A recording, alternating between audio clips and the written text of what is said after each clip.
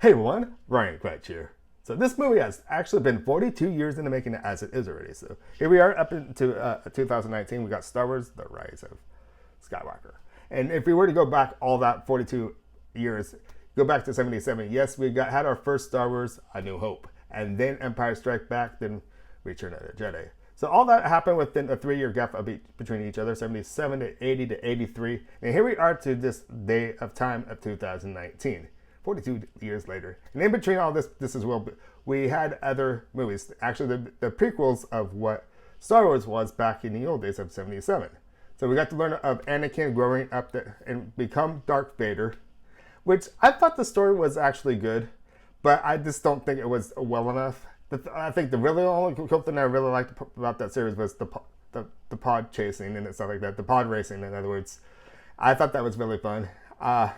Showing us in the last one, Revenge of the Siths, what happened to Darth Vader and how he became Darth Vader, and now come back to our present time with Kyle Ren. He kind of falls in the footsteps of Darth Vader and wanting to take control of the dark side, and because of that, he wants to bring Rey over, which is what we know as. I don't see. That's what we kind of don't know because we don't know her back history, and finally in this last part saga of the Skywalker era, we get to find out what her family history is. So I thought that was really interesting how they developed the story around that. I do like how the results are. I'm not going to say anything because I want you guys to see it, and it's actually when I think about it, a spoiler, and I don't want to do that with you guys. So see the movie and see it for yourself. If you're going to write comments to me, please don't spoil it for anybody else. Okay. But I thought the story was interesting itself. I wasn't too sure what was going to happen. When I first heard of this new Star Wars happening, it's back in 2015, I wasn't really scratching my head saying, why is this here? Something like that. Yeah, that's exactly what I was doing in 2015. I messed up my hair. No, I'm joking. But The Force Awakens. I know I'm reviewing this last one here, but let me just go back to The Force Awakens for a second because JJ was a director of that one and actually wrote it. He actually helped write this 3-part series. I kind of wish George Lucas was in control of it a little bit this as well because I know Disney bought out George Lucas, but I kind of wish he got more involved because I felt the story needed some work, especially with these 3-part movies, the new trilogy. And I just felt with this, when I go back to that first one they did in 2015 with The Force Awakens, I felt it was similar from the first one in 77. A robot, BB-8 in other words, has information leading information to go to Skywalker. See through prevail, it's R2D2. Actually, R2D2 is actually the one that has that information. Sorry about that. But BB-8 was the new robot, which I thought the BB-8 was pretty cool. He gave a new feel to the new Star Wars universe, and we had Rey, Finn, Poe, and we had a new team aboard on this new mission. And now when we go all the way back, I mean not all the way back, all the way forward to this very point in time with the Rise of Skywalker, they are still in the mix of what's going on and bring it in to the dark side. And will Rey go to the dark side? This as well. Will Kyle actually do his work and bring Rey to the dark side with him? I've saw the movie, so I'm just going for you guys to figure out. And I had a really good time last night seeing this movie too because I had a really good crowd. I did think overall it was all right. There's stuff I probably would have done differently if I was in control. If I was able to write the story, I would. Yeah, most definitely. I found it interesting too because it's been 2 years since Carrie Fisher has passed away, and from what I learned too, they had some scenes they never actually used in The Last Jedi.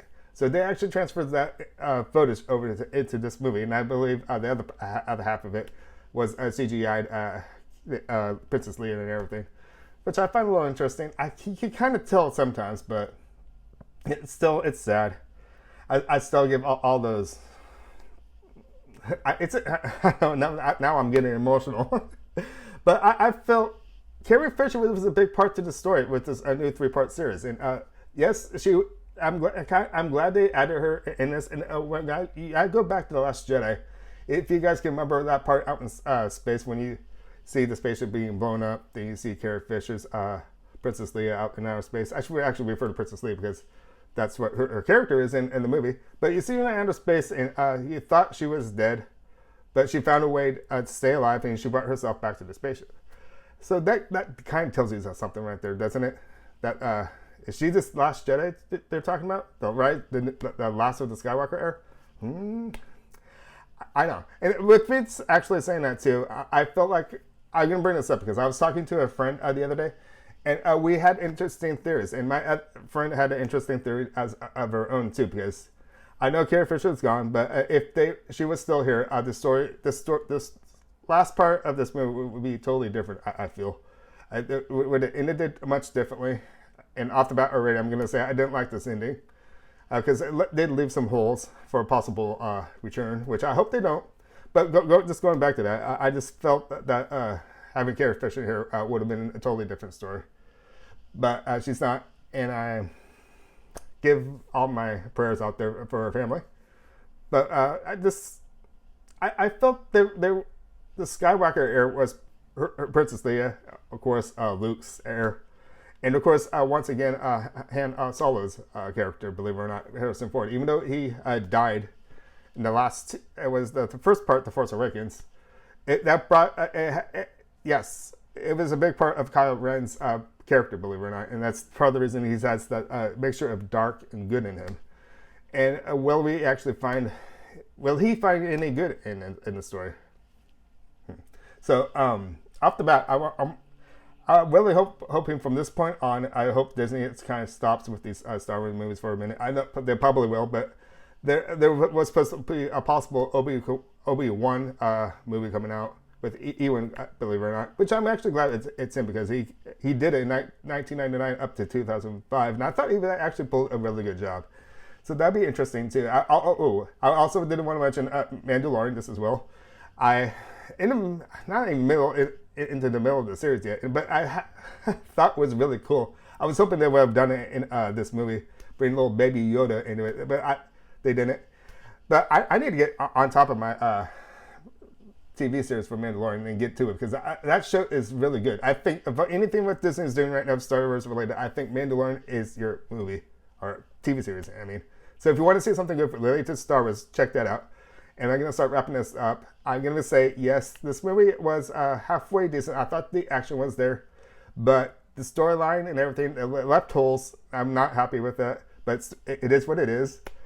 And I'm not going to say anything else, in other words, because I want you to watch it and give your own point of view of it. So leave me some comments down below. Let me know what you think of the film.